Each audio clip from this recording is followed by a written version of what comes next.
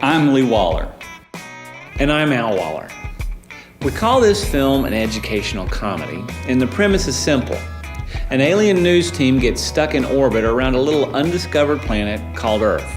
The closest planet is something called Earth. It's got lots of pretty stuff like mountains, forests, fuzzy animals, but no repair shop. They can't go anywhere for a while, so they decide to report on us Earthlings. They become really intrigued when they realize there may be more to humans than they first thought. I've found something. What is it? This. A footprint. Yes, on the moon. Do you know what this means? Their moon people have really big feet? No, the moon is lifeless. Therefore, the being that made this must have come from Earth. So the Earthlings could be on the verge of becoming explorers of the galaxy. This is very intriguing. And so begins the film Ultra Galactic Gung-Ho Gurus, Episode 1, Ready, Set, Launch. Whoa. But we just call it UG3. The team of reporters are led by an alien named Thunderstone. Greetings, I'm Thunderstone. He got the job not so much because of his keen journalistic skill, but because of his large cranium. Large heads are considered very attractive where he comes from. Unfortunately, this doesn't guarantee a large brain. Really? Okay. Thunderstone is, well, obnoxious, but his crew still respects him, I guess.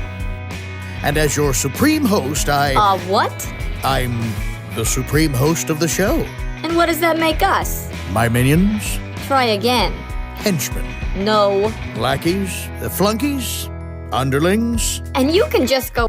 That's Fang. She's pink, she's small, but she's not someone you want to mess with. You heard her, people. We got a show to do.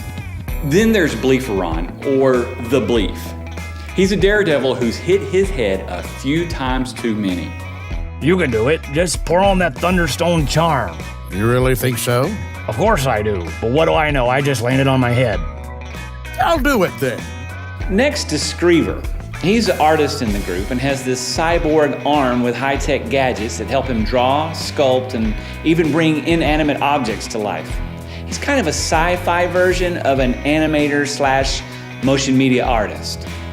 My specialty. Finally, there's Dr. Muxluff. She's brilliant, gracious, self-controlled, but with one little quirk. Every once in a while, she morphs into a less refined version of herself. That really creeps me out when she does that. I think it's cool.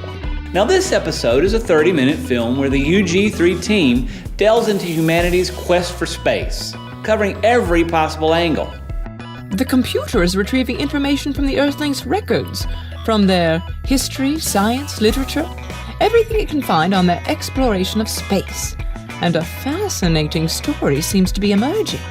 There is a wide range of information in this episode, from the birth of rockets to the science of how they work. There's a segment on what ancient civilizations believed about space travel and the importance of science fiction in getting humans into space. And of course, there's a lot of great stuff about the race to the moon.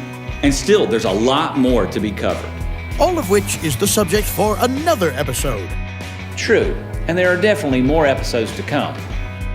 We use a variety of mediums to create the film, and from the research and writing, to the design and animation, to the final production and marketing, there are 3 things we strive for: to make the film factual, fascinating, and funny. Excuse me. That's good spewberry. See? So if we've piqued your interest, you can keep up with the film's progress at our website or production blog. You can like us on Facebook or follow us on Twitter. We'd love to hear from you and appreciate you taking the time to find out about the film Ultra Galactic Gung-Ho Gurus. So, in this episode of Ultra Galactic Gung-Ho Gurus, we will begin the story of how Earthlings came to break the bonds of gravity and begin their adventure into space. How was that? Were my lips too shiny? I'm trying a new lip gloss. We're still on the air. What? I meant lip balm, not lip gloss. I would never...